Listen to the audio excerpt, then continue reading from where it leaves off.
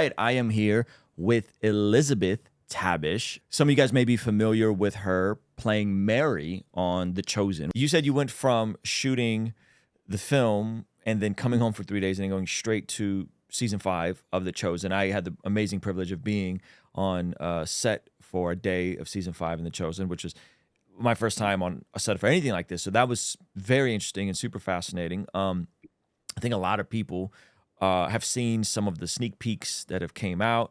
Tell me a little bit about what was season 5 like for you, and how was it different from the other seasons? Everything's just ramped up. Everything like the stakes are so much higher. The very first episode, Mary really hears what Jesus is saying and is really starting to put pieces together of this puzzle Mm, and realize that he is not making a metaphor. He is going to die. And mm, it is such a shock and real I think she starts a grieving process in this season that I think the way it's written is sort of preparing her to stay at the cross. And so oof. I don't know if that's the way they've written it, but the way I've interpreted that is she's had so much more time to live with this fact that he's going to die that she will is ready to be there to the very end. She's on a mission for sure. She's trying to figure out any way she can help him. And there's just like there's a tone of grief and sorrow this season. And we see some of the most I mean, it's the week before the crucifixion. It's a few Mhm. days, it's the Holy Week. And, so there's a lot of there's the Last Supper, there's Jesus, at the temple with his whip, and there's just, like, these really iconic, very dramatic scenes from the Gospels that occur this season. But I just during it, I was you try not to get too affected by but it's a sad season. It was a lot of emotion as usual, but also just a certain thoughtfulness and I don't know. She's analyzing a lot and Mhm. kind of in her head a lot, and I think we're seeing her, shift into the Mary Magdalene I think everyone is really familiar with, Mm. not thinking about herself or her past at all. She's totally focused on Jesus, I think, from here on out. This may be a weird question, but you said she knows what's coming and she's kind of understanding that Jesus isn't speaking metaphorically. Is there any hint of the resurrection at all? Like, because Jesus did say, hey, destroy this temple and I'll raise it in 3 days. So is she seeing anything past the crucifixion, or is she just stuck in the grief of the crucifixion and what's coming? I cannot imagine that anyone would expect a resurrection, you know, but Hmm. she has witnessed him raise Lazarus back from the dead. Hmm. So I think there is this sort of like curious, maybe hopefulness that we see in season 4 for sure. This as she kind of peers into the tomb of Lazarus. That I think there's but I can't I wouldn't expect that, like, Yeah. I Yeah. would it's the last thing you would expect, and I think she's aware that, like, this has to happen because he is kind of pursuing this in a way or Hmm. accepting this fate, and I just don't think she can understand why yet, you know? Mm. Yeah. Um, Yeah. That's and I good. think that's the thing she's mulling over, like, "Why is this happening this way?" Hmm. Yeah. I mean, well, it's just interesting that like, Mary has played such a central role to the entire story, like from the first episode where she's demon possessed and they can't help her, and that's actually one of the scariest episodes. Is Oh, that yeah. that opening scene? I was like, oh man, this is heavy stuff, and then it kind of gets lighter, and you introduce Yeah. to other characters. So it's interesting that you're saying she is kind of seemingly being prepared for being at the foot of the cross, and of course the women are the first ones that discovered the empty tomb, and so I'm really excited how they're going to highlight all of that. Is Mhm. there any other tidbits, insights, spoilers you can give us from season 5? And I'm excited to bring you guys our very first 3-day conference called the Bless God Summit, happening March 27th, 28th, 29th in Southern California. And at this conference, we'll have your very own Preston Perry. Me, as an evangelist, I've made it up in my mind that I'm not going to leave people with an excuse not to serve Jesus. Dr. Sean McDowell. If there's one thing Christians should care about, it's truth. Our vision with this conference is to equip, empower, and inspire people to do the work of the ministry that God has for them in this time. And at this conference, we'll have your very own Alan Parr and his wife, Jim Parr. The number one reason, people want to get divorced because they want to find someone else who can make them happy. Now, what they don't realize, they're chasing the wind. John McCrae from What Do You Mean? What you may be shocked, or you may not be shocked to know, is that the majority of Christians in America, they don't know how to articulate the message of the gospel to non-believers. Lila Rose.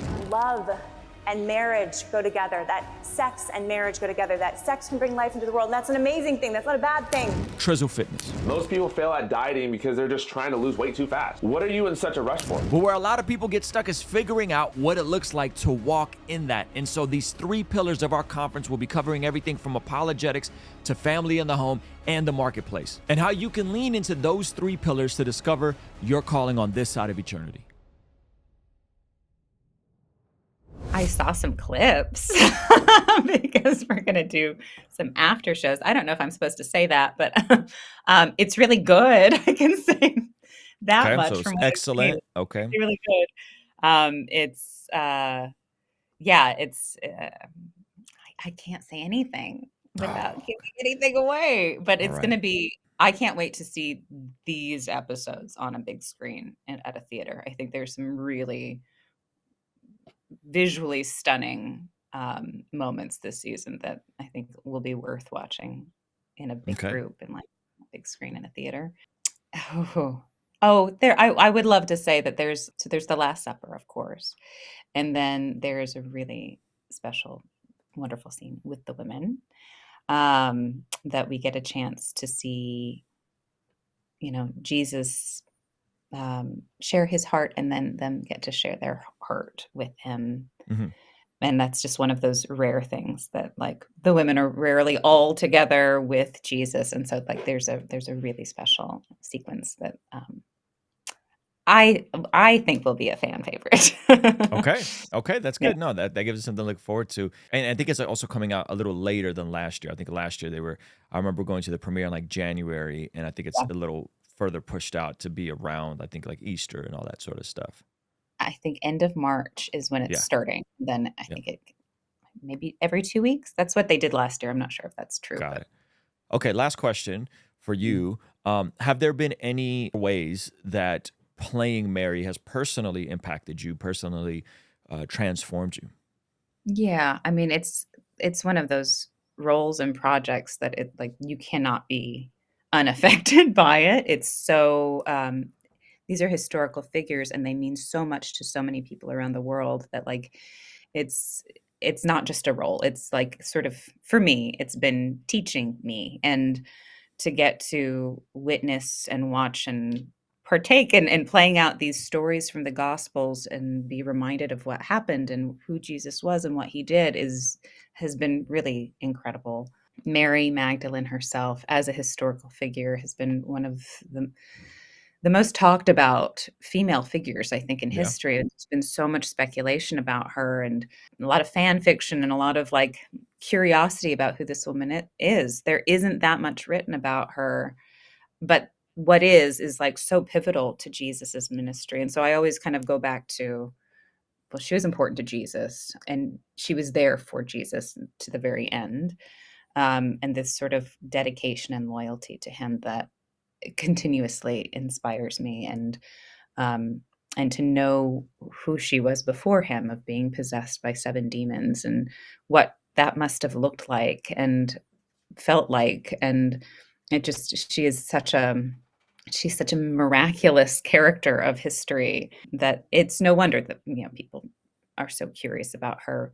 But for me, to get to play her in a really human way, of like what that would feel like and reactions to that, and to embody this character, has been a real gift as an actor and as a woman. It's been a real, like, insightful experience to kind of get to follow in her footsteps a little bit, or at least learn from her, and to witness the reactions of audience members sharing their own stories and their own connections to Mary and how they see themselves in her, the way it's portrayed in this film or this project, has been really special. It's kind of connected me to lots of people, and I